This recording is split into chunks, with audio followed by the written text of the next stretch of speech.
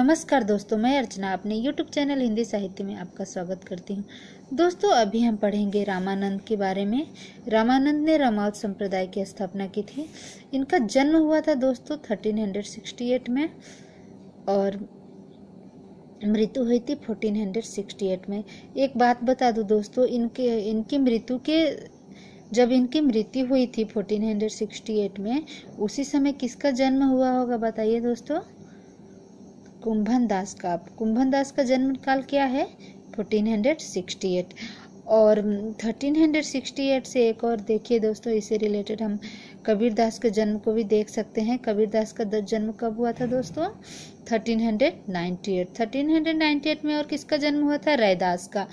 तो एक दूसरे के साथ हम लिंक बनाकर अगर हम सभी के जितनी रचनाएं हैं या डेट ऑफ बर्थ है अगर याद करेंगे तो हमें याद करने में काफ़ी आसानी होगी। तो देखिए दोस्तों, यहाँ पे 1468 में कुंभन दास जी का जन्म हुआ और कुंभन दास जी से 10 साल छोटे थे सूरदास जी। तो सूरदास का जन्म कब हुआ था? 1478 में। तो हम ऐसे करके बहुत सारे कवियों और रचनाकारों के जन्म काल को हम याद कर सकते हैं और जब परीक्षाओं में क्रम से लगाने के लिए आएगा तो हमें बहुत आसानी होगी। तो देखिए दोस्तों, जन्म स्थान प्रयाग कन्याकुब्ज, ब्राह्मण परिवार में। दीक्षा गुरु का नाम राघवानंद कांचीपुरम और शिष्य नाभादास जी ने अपनी भक्तमाल रचना में रामानंद जी के निम्न 12 शिष्यों का उल्लेख किया है। इनका नाम देख लीजिए दोस्तों, मैं ट्रिक के साथ अभी बताऊंगी। इनकी रचनाओं को देख लेते हैं।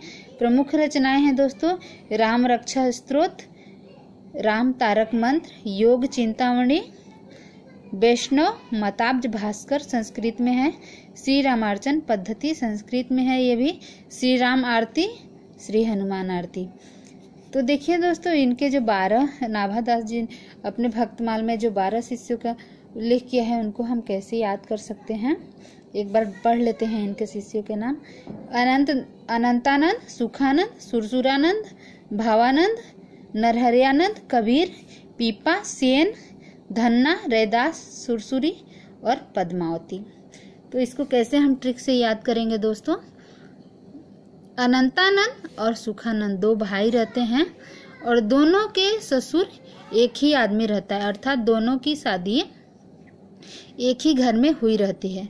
एक ही घर में हुई रहती है मतलब दोनों इनकी जो पत्नियां थी वो आपस में सगी बहन रहती है। तो सगी बहन रहने की वजह से उनका ससुर तो एक ही आदमी होगा ना दोस्तों।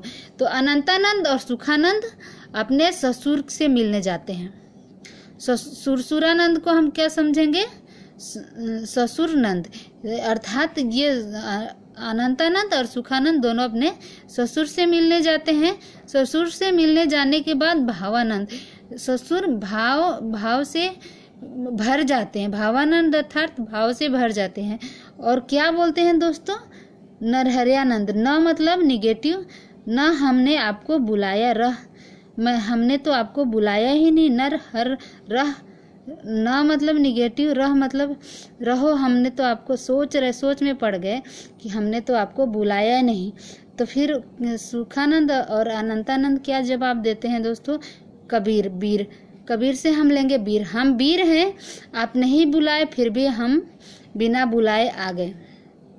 फिर क्या सफाई देते हैं कि हमारे जो पीपा को क्या समझेंगे? पापा हम अकेले नहीं आए हैं, हम बहुत वीर हैं। और जो हमारे पापा है, पीपा को क्या समझेंगे? पापा हमारे साथ सेना दिए हैं और धन भी दिए हैं। और रैदास से लेंगे दास भी दिए हैं हमारे साथ, इसलिए हमें रास्ते में कोई डर नहीं लगा, हम बहुत अच्छे से पहुंच गए।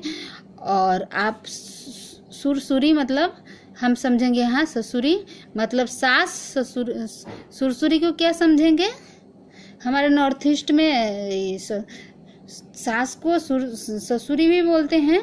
तो यहाँ पे सुरसुरी मतलब उनके सास, मतलब सुरसुरानंद के ससुर की जो उनकी वाइफ होती है वो सास से मिला दीजिए, जिसका नाम पद्मावती है। ये अनंतानंद और सुखानंद रिक्वेस्ट करके सुरसुरानंद से बोलते हैं कि जो उनकी सुरसुरी है मतलब सास है, पद्मावती है, उनसे मिला दीजिए।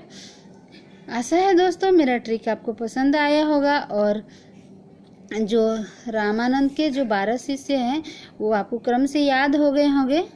थैंक यू दोस्तों मेरे वीडियो को देखने के लिए।